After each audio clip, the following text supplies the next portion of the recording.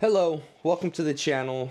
This is my first video, so a lot of you guys don't know me, and this is what this video is going to be about. It's going to be me introducing myself to you guys and hopefully gaining a subscriber and hopefully some comments so I could interact, connect with you guys. If you're coming from Instagram, so you've been following my journey, thank you. Instagram is the _last_him. If you're new, check out my Instagram. That'd be cool. I try to reply. I get a lot of DMs. I try to connect with all my followers and whatnot. I do my best. Anyways, hello. My name is Giovanni. I'm 26 years old, and I have stage 4 BRAF positive mutated melanoma. Yeah, that's what I got going on. So, without further ado, time for the video. Okay, so BRAF mutated melanoma means that my cancer mutated with the BRAF gene, and that BRAF gene, for lack of better words, just makes my cancer super aggressive, multiplies, and it grows so much faster. It kind of makes it more resistant to certain treatments like immune therapy. And I noticed on Instagram, a lot of people kind of get this confused. You can't treat my cancer with regular chemotherapy. Melanoma does not respond to that, and it just does nothing at all. I'm just going to be destroying my body for no reason. So that's why I don't take regular chemotherapy. I was diagnosed in 2023, around April, around that time. It wasn't an official diagnosis at that time. I went to a dermatologist. They did a punch biopsy. She went pretty deep, so she was able to kind of be like, okay, at this point, I'm pretty confident stage 3 melanoma because it was pretty deep. So yes, stage 3 melanoma, 2023. I was pulled from a course. That's kind of how I got more familiar with the melanoma. It was some medical course that I was in, and I was in a point where I was in a comfortable position to where I could kind of take care of my health, and I had an understanding on how serious melanoma was, and I self-diagnosed the mole in the back of my head, and it was melanoma, using the ABCDE rule, right? And that's why I went to go see a doctor. Crazy journey. It was like the most hardest thing to get seen and get this mole removed. I don't know why it was so hard, but it was. It was just so much stress. So I go to sick call to get this mole checked out. It's on the back of my head. It was right there, right? I go to sick call to get that checked out, and I'm like, look, I'm scared. I want to get this mole removed. It's ugly. Please remove this mole and biopsy it. And it was a nurse that I was talking to. So there was no doctor. There was no doctor in the clinic at the time that could remove or biopsy this mole. So I'm like, okay, brother, if I remove it myself, the boys and I will take care of this, and I bring it back in a specimen sample. Can you biopsy it? They said, son, don't do that. We cannot biopsy it. If you do that, just don't do it. So I left empty-handed and very disappointed. So I got a referral to dermatology. Of course, it was going to be 4 months, 3 to 4 months from that doctor visit to get it biopsied. And I was like, well, if it's melanoma, it's definitely not a good idea to wait that long. So, started freaking out, started panicking. I decided that I was going to call local dermatologists in the area, and I found one. Luckily, they accepted TRICARE, so they were actually concerned. So they matched my level of concern. We were on the same page. What I found throughout this kind of journey is that my level of concern was up here, and everyone else's level of concern was a little bit down here. Anyways, whatever. So I ended up getting an appointment. It was a few days after. I go in. I talked to the dermatologist. She originally thought it was angioma. I believe that's how you pronounce it. I'm having a brain fart right now. But basically, she thought it was a cluster of dilated blood vessels, which is more common in babies, not so common in people my age. So I obviously was like, no, I don't think it's that. I'm pretty sure it's skin cancer. But she was being optimistic, bright side. I'm young. A lot of young people don't really get cancer. So 2 days later, I get a phone call. I missed the phone call because I was in class. So I listen to the voicemail. I call her back Monday. She's like, "You have cancer, stage 3, melanoma. I know people at the hospital. We're going to get you surgery." So cool. Thank goodness she matched my level of concern. She helped me out. She got this taken care of. I got surgery in the summer of 2023, towards the end. It was like going into August. So April, May, June, July, August. I'm getting the mole removed from the back of my scalp. So that's why I'm kind of talking about like urgency, right? I was here. It seemed like a lot of people were here. The surgeon himself didn't really seem too concerned. I remember I was concerned. I was like, okay, well, the surgery is like super far out. I'm worried. He's like, well, you're not going to get more cancer. It's not going to spread. Well, it did. It did. So I got it removed. I already showed you guys a little hole in the back of my head. I also had 7 lymph nodes removed. 5 of them came back with traces of cancer. The mole was sent to a lab to get tested for BRAF mutation. As mentioned before, it came back positive. So my oncologist gave me 2 treatment options basically: immune therapy or BRAF inhibitors. BRAF inhibitors basically inhibit the protein that the BRAF mutated cancer cells use to multiply and do what they like to do, just destroy me. So, being that it was stage 3, I don't know. Looking back at it, would it have changed anything? I don't know. Doctor gave me these 2 options, explained the side effects or whatnot. He called me, I believe, a Friday, and he was like, "So, the 2 options that I mentioned, do research over the weekend. I see you Monday. Let me know what you want to do." For 125 with cancer, stage 4, an aggressive form of melanoma, Google says 30% chance of living past 3 years. Like, I don't want a doctor to tell me to make a choice because I don't know. Like, that's not my field of expertise. So, like I said, right?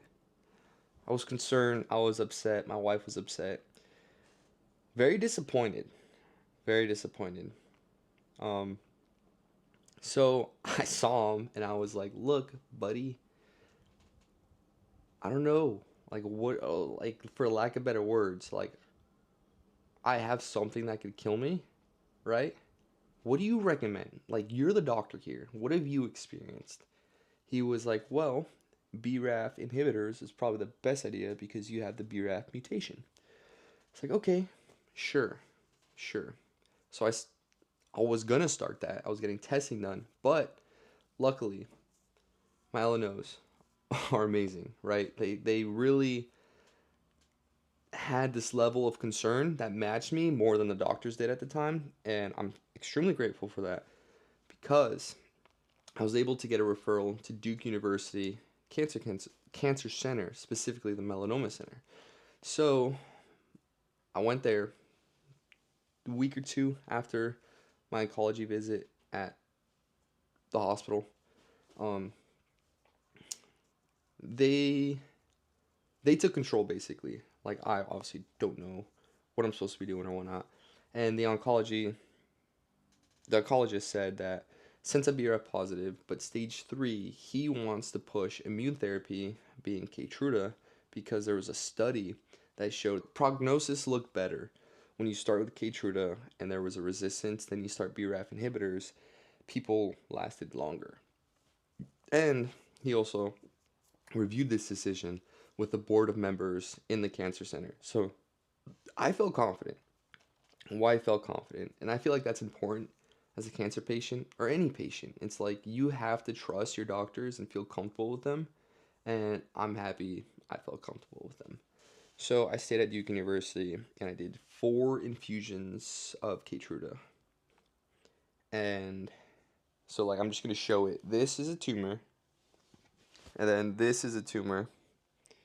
This one right here was like huge, softball size. The one on the back of the head, more like a tennis ball. So there was progression with Keytruda. Immune therapy was not working, which is kind of like he wasn't necessarily to say expecting, but it was like, okay, this could happen. So I started another form of immune therapy, which is a combination of 2 infusions. Did one of those. I didn't remember the name because I only did one infusion, and then when I was supposed to go back in, I think in January, I was supposed to go back beginning in January. I was super sick. I had reactions from the first infusion. I had a viral infection. I lost tons of weight. I was crawling on the floor in the middle of the night because I had to use the restroom and I was dying of thirst. It was probably the worst experience that I've had during this whole cancer journey. I'm glad it was over with. So I was supposed to go get my second infusion. Showing up, wasn't feeling good. It was during the viral infection. I had a fever of 104. Doctor decided not to go with the second infusion. At these point, these nodules and tumors are just huge. He decided that the immune therapy wasn't going to do anything because my cancer was growing too fast. So he put me on BRAF inhibitors, but of course, since they're pills and I take it every day, it has to get shipped to my apartment. So it took a couple weeks to get it. Starting those pills though, starting those pills, I noticed within a couple days the tumors have shrunk like drastically, like a lot. Now, before starting those pills, I had a PET scan. PET scan showed Mets to my spine and my pelvis and the lymph nodes on my neck. So at that point it was stage 4. So when I started Keytruda, it was stage 3. I failed. Stage 4 BRAF inhibitors, and the pills looked like they were working. And I was super pumped, super excited. I was gonna get back into this course, continue to kick butt. And I had a PET scan in April, and I already been taking these pills for some time now. It looked good. It looked good. The lesions on my spine and my pelvis were almost non-existent. It wasn't signaling the PET scan. So I was super excited. Wife and I were super excited after that follow-up visit with the oncologist. Started the course. Confident, working out, feeling good. I had a PET scan. Cancer came back. Well, it was always there, but it came back in the spine, in the pelvis, and also showed up in the liver. So now I have more cancer than last time. Never mind, I'm not gonna say it. I have more cancer than last time. So I was pulled from the course. BRAF inhibitors was now failing. It wasn't doing its job. So there's another treatment option that I'm currently in the process of getting done. It's called TIL. Now this treatment option is new. It was just approved in the beginning of the year. I'm excited to look forward to it. Um, Sorry, I'm spacing out. So right here, surgery site. For this treatment, they had to remove a piece of the tumor, and then they take it to a company, and that company grabs the white blood cells that are currently fighting that tumor, expand it, grow more of it, turning it into a medication that they're gonna reintroduce via infusion into my body. Now this takes some time, so it's a few weeks. I had my surgery a few days ago, a week ago, and I started my BRAF inhibitors again because I'm supposed to stop 2 weeks before they remove this tumor or part of the tumor because they didn't remove the whole thing. It was too deep, it was too close to the nerves, so they just couldn't remove the whole thing. They just got a piece of it. So I had to stop BRAF inhibitors 2 weeks before that. I got the surgery, started the BRAF inhibitors again, and then 2 weeks before I start my whole therapy, I stopped taking the BRAF inhibitors. What that looks like is 7 days of chemotherapy. If I'm not mistaken, it's 4 hours chemotherapy for 7 days straight. So I will have to get lodging around the hospital. It's about an hour and a half to 2 hours away. So I'll be staying at a hotel for those 7 days. Once the chemotherapy happens, I'm gonna get a bone ablation, and they're gonna, I guess, introduce the medication, the infusion, which is white blood cells that were trained to fight that tumor. They're gonna reintroduce into my system, and then they're gonna give me another medication that helps my body. Um, what's sort of looking for? Expand more white blood cells. And then I'll be chilling in the hospital to make sure that my body isn't fighting for its life and I'm responding well. So I'll be spending some time uh, in the hospital or at a hotel around the hospital. I'm looking forward to it. It's what people say. It's aggressive. It's aggressive form of treatment, and I'm very optimistic. I'm very motivated, and I like challenges. I made it this far in life pursuing challenges, so I'm looking forward to this treatment. Now that's kind of like enough about like my whole cancer situation. That's pretty much most everything that you guys need to know. Um, that's why I started this journey. It's like I've always been involved with fitness, always loved accepting the next challenge, and the way I see it, cancer is just one of those challenges that I was blessed with because it's definitely changed me for the better, and I just can't wait to beat this and be basically a testimony of God's grace. Just because you have something doesn't mean that it's over. So, Instagram, as I mentioned, I grew a following. I started posting. It was my fitness journey with cancer, not my cancer journey with fitness. The reason why I say that is because, like I said, I'm passionate about fitness. I'm passionate about challenges, doing things that most people don't really enjoy to do, beating down my body because the accomplishment afterwards, it's just so rewarding. So, I started posting workout videos, or I'll go for like 10-mile runs with a kid on, or I'll do like a 3-mile loop obstacle course with a 200-pound sandbag. And this was all while I had cancer. And the whole idea the whole idea behind it is that I never let my diagnosis, okay, I lied. I kind of did in the beginning because Google said I had a 30% chance of living for 3 years, and like, it got on my head. I was super depressed. It was a super dark time. Um, and I kind of just, took it in the chin and then turned my other cheek, right? Things got better for me mentally. So I started, again, pursuing fitness. I bounced back from the viral infection that I had. I gained that weight back. I got the strength back. And I started to perform. I started to do what I enjoy to do. I didn't let my situation at that point define my character or define what I want to do in life. So I continued to like live as if I'd never even had cancer. And that's what my whole story is on Instagram and what this story is going to be like on YouTube. I just want people to be inspired, influenced in a way where they're in similar situations where they feel like their life is over, or they're in similar situations where their body is fine, but since they're in a certain position or a certain sickness is labeling them as weak, if that makes sense. My doctor always told me to chill out, like you have stage 4 cancer. You shouldn't be doing these things. And I'm very hard headed. And as I mentioned, I like challenges. So, like, I'm definitely going to run a marathon with a plate carrier on with stage 4 cancer because that's a crazy challenge and I wanted to see if I could do it. That's just the type of person I am.